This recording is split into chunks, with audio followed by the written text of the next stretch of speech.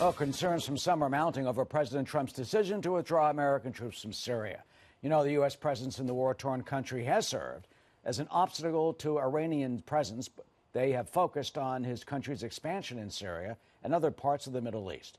But experts say the removal of U.S. troops makes the goal of rolling back Iran's influence in the region difficult, even as the Trump administration pushes forward on imposing sanctions against Iran. Waleed Phares, Fox News national security analyst, joins us now with more on this. So, Waleed, what is, do you think, the effect of the president's decision going forward on Syria and the Middle East? Well, Eric, things have been going so fast. Experts are trying to figure out how the decision was made in the first place. We heard from Secretary Pompeo, National Security Advisor Ambassador Bolton first that our forces in East Syria were, of course, to destroy and terminate ISIS, but also to stop Iran from linking up with Syria.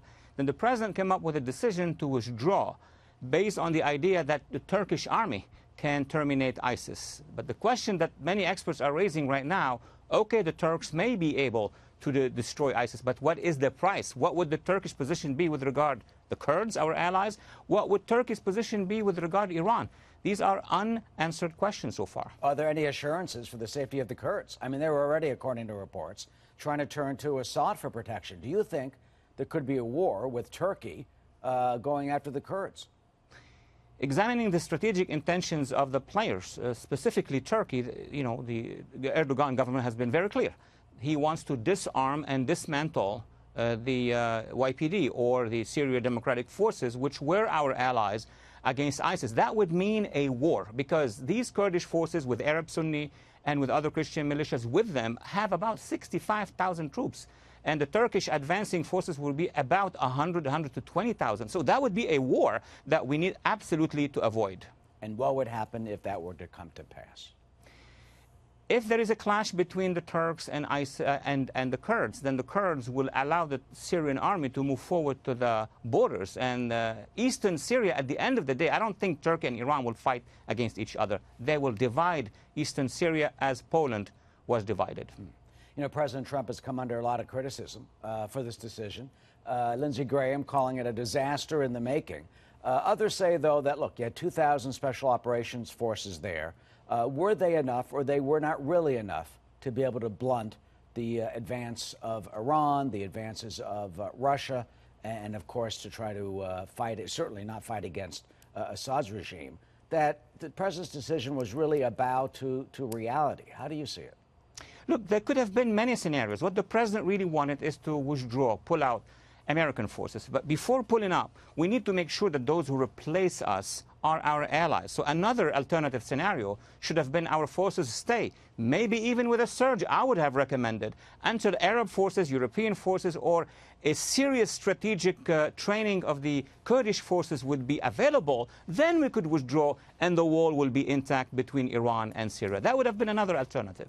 Well, they say they are considering, you know, various options. Do you think that they have that type of option to consider any Sunni Arab allies bringing in forces? You know, I was one of the persons who advocated the Arab coalition moving into Syria years ago. But at this point in time, it's so difficult. The Arab coalition is bogged down in Yemen, and our Senate actually criticized them for that. I don't think they're going to be coming to Syria soon. The only option we have at this point in time is to not withdraw very quickly and enable the Kurdish forces to be able to defend themselves. That's the only option we have at this point in time. Have we sold out the Kurds, who did so much along with our troops?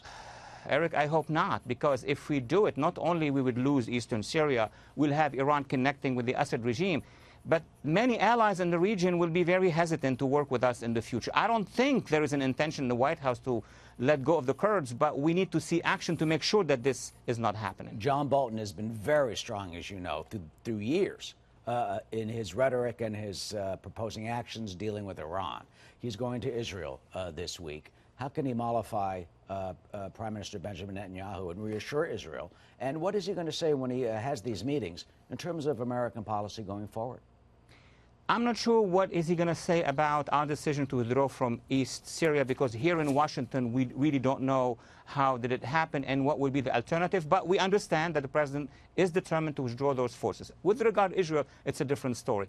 Israel has no business in northeastern Syria, but it has business with one thing. If the Iranian forces thrust through this Kurdish area, and along with Assad and Hezbollah get very close to Israel and have missiles at their disposal to threaten Israel, I think the Israelis will have no choice. Yeah, they're doing that now. Respond. I mean, they're striking. They struck a weapons depot the other day in Damascus. Apparently, usually, as many are, these weapons that are brought in from Iran to Syria. But this is now, as you know, if we read the map, the Iranians have not yet deployed the bulk of their missile force, which is going to be in the hundreds, if not in the thousands, to add also to the missile force of Hezbollah. That scenario should not even exist, because then the Middle East will see a confrontation we haven't seen before. All right, Walid, certainly the National Security Advisor going to the region. We'll see how this plays out. Certainly troubling. Thank you. Laura? Thank you.